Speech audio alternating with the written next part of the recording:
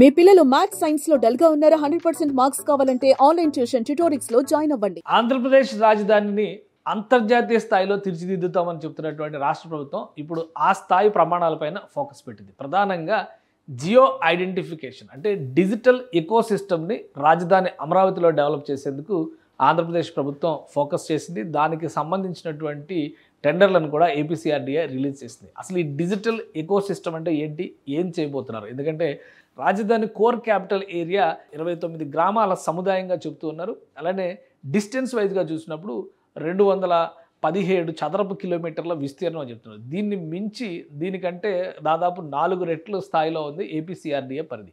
So APCRDA ఈ ప్రాంతం మొత్తాన్ని కూడా డిజిటైజ్డ్ జియో నెట్వర్క్గా మార్చేటువంటి ప్రయత్నం చేస్తుంది. జియో అంటే జియో సెల్ ఫోన్ సిగ్నల్స్ కాదు, భౌగోళికమైనటువంటి శాస్త్రీయ అధ్యయనం. ప్రతి ఆస్తిని కూడా డిజిటల్ డేటాగా మలిచేటువంటి ప్రక్రియ ఇది.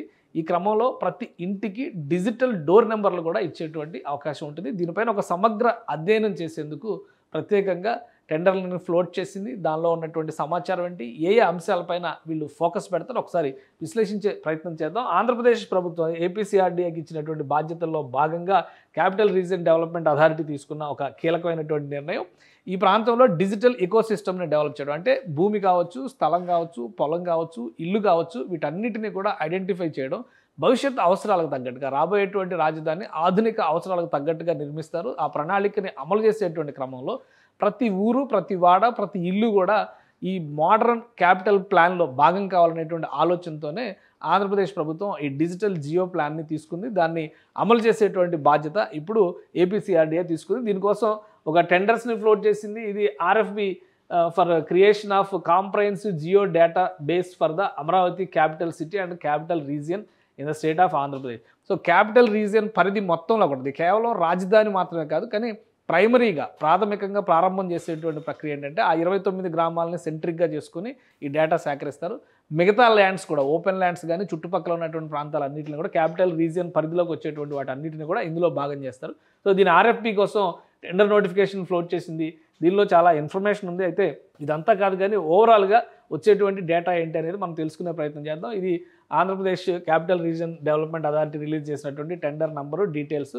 Notice inviting tender through AP e procurement portal. అలానే టెండర్ సబ్జెక్ట్ ఏంటంటే creation of comprehensive data sets related to geo database, cadastral information, infrastructure, utilities, property details, demographic data and socio-economic indicators along with related attributes within the Amaravati capital city area spanning into 29 revenue villages with 60 square kilometers of habitation and 160 square kilometers of open fields of QCBS tendering basis. QCBS tendering basis అంటే quality and cost based సెలక్షన్తో చేసేటువంటి process. ఇది 2 stage evolution కింద దీన్ని చేస్తారనమాట. So 14 నెలల సమయాన్ని దీనికి కేటాయించారు.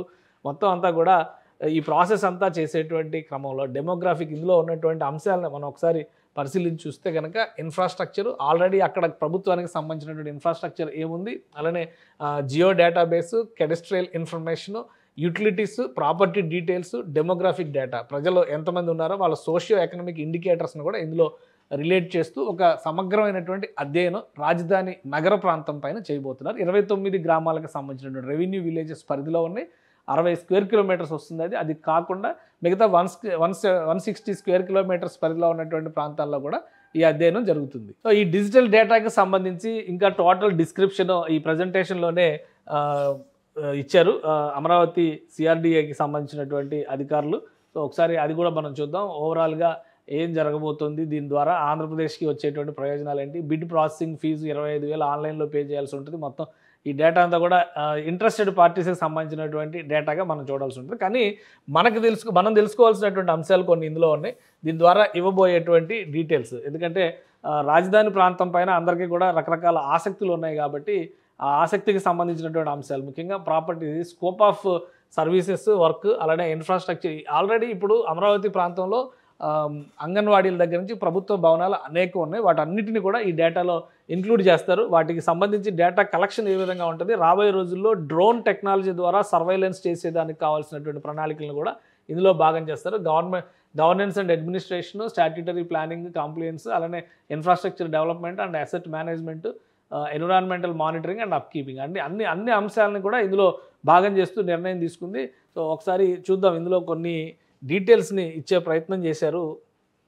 ఇది రిప్రజెంటేటివ్ ఇమేజ్ ఓన్లీ అనేది పెట్టారు. ఈ ఇమేజ్ ఏంటంటే సర్వే ప్లానింగ్ ఎలా చేస్తారు, టోటల్ ల్యాండ్స్ ఎలా ఉన్నాయి, ఆ ప్రాంతంలో ఉండేటువంటి ల్యాండ్స్కి సంబంధించినటువంటి సమగ్ర సర్వే చేసేటువంటి ప్రణాళిక, రాబోయేటువంటి రోజుల్లో ఆ అసెట్స్ మానిటరింగ్ సిస్టమ్స్ ఎలా ఉండాలి అనే దాని మీద కూడా ఒక ప్రణాళికని రూపొందించాల్సినటువంటి అవసరం ఉంటుంది. సో ఇది అందుకనే 14 నెలల సమయాన్ని ఇచ్చారనమాట. ఒక సమగ్ర అధ్యయనం కింద మనం కన్సిడర్ చేయాల్సి ఉంటుంది. సో ఇందులో నార్మల్ ప్రజలకి, సాధారణమైనటువంటి ప్రజలకు వచ్చేటువంటి అవకాశాలు ఏంటి అనేది ప్రధానంగా మనం చూడాల్సింది. వాళ్ళకి సంబంధించినటువంటి అంశాలు ఇందులో ఏమున్నాయి అనేది మనం ముఖ్యంగా చూడాల్సి ఉంటుంది.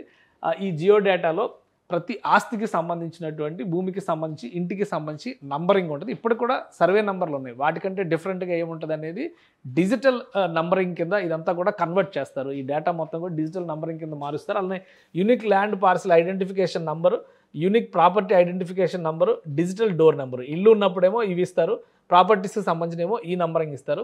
ఈ డేటా అంతా కూడా ఒక విధంగా మనుషులకి ఎలా అయితే ఆధార్ కార్డుతో మనం కోడింగ్ చేస్తున్నామో, ప్రతి మనిషిని కూడా ఒక ఆధార్ కార్డు డేటా ఆధారంగానే మనం వాళ్ళ స్థాయిల్ని డిసైడ్ చేసేటువంటి వ్యవస్థను రూపొందిస్తున్నాం. అదే తరహాలో ల్యాండ్కి, ప్రాపర్టీకి, అన్ని రకాల ఆస్తులకి కూడా అదే తరహాలో ఈ జియో డేటా తయారు చేసేటువంటి అవకాశం ఉంటుంది. జనాభాకి సంబంధించిన డెమోగ్రాఫిక్ డేటా కూడా ఇందులో పొందుపరిచారు. డెమోగ్రాఫిక్ డేటాకి సంబంధించినటువంటి అంశాలు కూడా ఈ దీనిలో చాలా డిస్క్రిప్టివ్గా ఇచ్చారు. అంటే సుదీర్ఘమైనటువంటిది, ఒక 30 పేజీలు డాక్యుమెంట్ కింద రిలీజ్ చేశారు.